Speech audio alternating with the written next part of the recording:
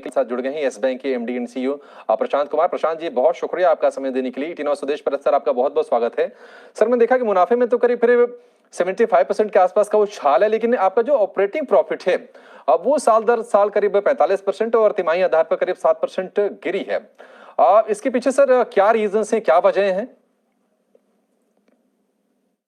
देखिए, एक तो अगर हम इसका वाई कंपैरिजन करें तो पिछले साल जो एक डिफरेंस था बिकॉज ऑफ द एम्बार्गो, जो एनपीए अकाउंट्स थे वो सेकंड क्वार्टर में रिकॉग्नाइज नहीं हुए थे, तो we were continuously booking the income on this. तो इनकम रिवर्सल का जो प्रेशर आया था वो फोर्थ क्वार्टर में आया था। दूसरा, अगर आप क्वार्टर ऑन क्वार्टर भी देखें तो इस बार आरबीआई की अकाउंटिंग इंस्ट्रक्शन चेंज हुई है। जो आप अपने राइट ऑफ अकाउंट्स के अंदर रिकवरी करते हैं वो अब आपकी प्रॉफिट में नहीं आती, उसको प्रोविजन में लिया जाता है, प्रोविजन। तो इस वजह से ये जो कंपैरिजन है ये थोड़ा सा स्क्यूड है, पर अदरवाइज हमारे ऑपरेटिंग प्रॉफिट में अगर आप उन सब चीजों का ध्यान रखें तो हमारे ऑपरेटिंग प्रॉफिट में बराबर ग्रोथ। प्रशांत जी, हम अब आपके लोन ग्रोथ पे बात करते हैं। अगर हम इस वित्तीय वर्ष देखें तो करीब 15% से भी ज़्यादा की आपने लोन ग्रोथ देखी है। इसके पीछे की क्या वजह है, आप हमें ये बताइए। और दूसरा, किस सेगमेंट्स में ये ग्रोथ अच्छी देखने को मिली है? देखिए, अगर जो हम लोग इकोनॉमी के अंदर इम्प्रूवमेंट देख रहे हैं तो हमें लग रहा है कि जो हमारा ये टारगेट है, क्योंकि रिटेल में हमने अपना टारगेट 20% का दिया था, रिटेल और एमएसएमई, हम ऑलरेडी 29% हैं। कॉरपोरेट के अंदर अभी तक एनवायरनमेंट में भी अपॉर्चुनिटी नहीं थी और हमारी अपनी स्ट्रेटेजी में हम थोड़ा सा डी रिस्किंग कर रहे थे, पर अब जिस तरह के हमारे अब डिसबर्समेंट हो रहे हैं उससे कॉरपोरेट में भी ग्रोथ दिखाई देनी शुरू हो जाएगी। तो मुझे लग रहा है कि जो हमारा अपना टारगेट है 15% का, वो हम आराम से अचीव कर लेंगे। ठीक है प्रशांत जी, चलिए आपसे अगला सवाल लेंगे, लेकिन उसके पहले दर्शकों को जरा बाजार की तस्वीर एक बार बताते हैं हल्के से।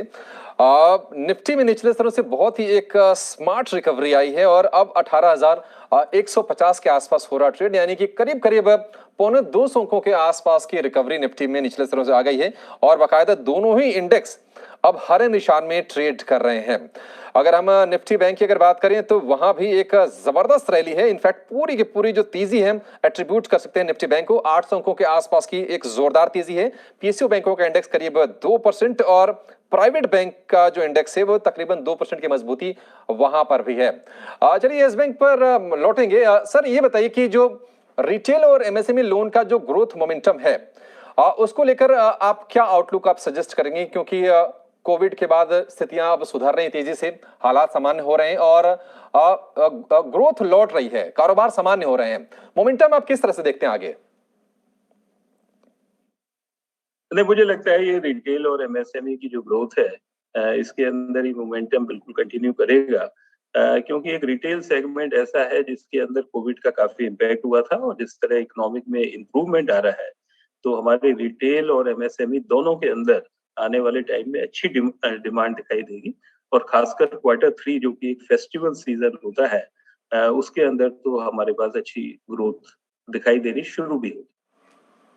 तो प्रशांत जी, पर अब मैं आपसे जानना चाहूंगी आपके डिपॉजिट ग्रोथ के बारे में। अगर हम साल दर साल देखें तो 30% से डिपॉजिट ग्रोथ के साथ क्या आप मानते हैं कि डिपॉजिट ग्रोथ में बढ़ोतरी थोड़ी कम होगी?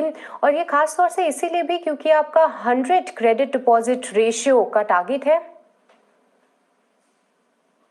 डिपॉजिट ग्रोथ रेट पे हमारा फोकस ज्यादा होगा। हम अपना जो कासा रेशियो है उसको बेहतर करने के लिए, तो अगर आप देखें पिछले क्वार्टर में 2% से हमारा कासा रेशियो इम्प्रूव हुआ है और हम इसी कासा रेशियो को आगे इम्प्रूव करना चाहेंगे। अगर आप देखें जो 30% की हमारी ग्रोथ थी उसमें करंट अकाउंट में 60% की ग्रोथ थी और सेविंग बैंक में 50% की। तो हमारा ज्यादा फोकस करंट अकाउंट और सेविंग बैंक पर रहेगा। पर मैं आपकी बात से पार्शियली एग्री करता हूं कि आने वाले समय में डिपॉजिट की इस तरह की ग्रोथ शायद नहीं होगी और ना इसकी जरूरत रहे, क्योंकि अगर आप डिपॉजिट की बहुत ज्यादा ग्रोथ करेंगे तो प्रॉफिटेबिलिटी पे उसका इम्पैक्ट आता है। प्रशांत जी, आपसे आखिरी सवाल।